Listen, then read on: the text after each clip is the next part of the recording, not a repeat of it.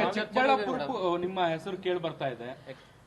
Media ಅಲ್ಲಿ ಸಾಕಷ್ಟು ಊಹಾಪೋಗಿ ಯಾವ ಕ್ಷೇತ್ರ ಖಾಲಿ ಇದ್ರೆ ಅದಕ್ಕೆ ನನ್ನ ಹೆಸರನ್ನ ಜೋಡಿಸೋ ಒಂದು ಇದನ್ನ ನೋಡ್ತಾ ಇದ್ದೀನಿ, ಟ್ರೆಂಡ್ ನ. ಇದರಲ್ಲಿ ಯಾವುದೇ ಸತ್ಯ ಇಲ್ಲ. ಮೇಡಮ್, ಈಗ ಒಂದ್ ವೇಳೆ ಏನಾದ್ರೂ ಮಂಡ್ಯದಿಂದ ಏನಾದ್ರೂ ಟಿಕೆಟ್ ಸಿಗ್ಲಿಲ್ಲ ಅಂದ್ರೆ ಸುಮಲತಾ ಅವರ ನಡೆ ಬಗ್ಗೆ ತುಂಬಾ ಜನರು ನಿಮ್ಮ ಅಭಿಮಾನಿಗಳು ಕಾಯ್ತಾ ಇದ್ದಾರೆ, ಏನ್ ಹೇಳ್ಬೋದು? ಪಕ್ಷೇತರಾಗಿ ಇನ್ನೊಮ್ಮೆ ನಿಲ್ಲುತ್ತೀರಾ?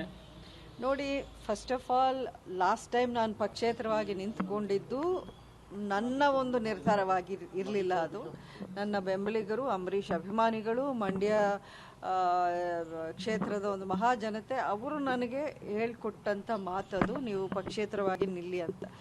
ಯಾವುದೇ ನಿರ್ಧಾರ ನನ್ನದಿರಲಿ, ನಾನು ಕಳೆದ ವರ್ಷ BJP ಪಾರ್ಟಿಗೆ ನನ್ನ ಬಾಹ್ಯ ಬೆಂಬಲವನ್ನು ನಾನು ಸೂಚಿಸಿದ್ದು ನನ್ನ ಸಪೋರ್ಟರ್ಸ್ನ ಕೇಳಿ ಅವರ ಒಂದು ಒಪ್ಪಿಗೆಯನ್ನು ತಗೊಂಡೇ ನಾನು ಮಾಡಿದ್ದು. ಈಗಲೂ ಇವತ್ತು ನೈಟ್ ಅವ್ರದ್ದು ಮೀಟಿಂಗ್ ಇದೆ, CEC ಮೀಟಿಂಗ್ ಇವತ್ತು. ಅಂದರೆ 2ನೇ ಪಟ್ಟಿಯ ಒಂದು ಲಿಸ್ಟ್ನ ಫೈನಲೈಸ್ ಮಾಡುವಂಥ ಮೀಟಿಂಗ್ ನಡೆಯುತ್ತೆ. ಆ ನಂತರ ಅವರ ಒಂದು ನಿರ್ಧಾರವನ್ನು ಏನು ಹೇಳ್ತಾರೆ, ಅಥವಾ ನಾನು ಹೋಗಿ ನನ್ನ ಬೆಂಬಲಿಗರೊಂದಿಗೆ ನಾನು ಚರ್ಚಿಸ್ತೀನಿ, ಅವ್ರ ಮುಂದೆ ಇಡ್ತೀನಿ. ಅವ್ರಿಗೂ ಗೊತ್ತಾಗುತ್ತೆ ನಿರ್ಧಾರ ಏನು ಅನ್ನೋದು. ಅಧಿಕೃತವಾಗಿ ಪಾರ್ಟಿ ಹೇಳಬೇಕು ಹೊರತು ನಾನು ಹೇಳೋಕ್ಕಾಗಲ್ಲ.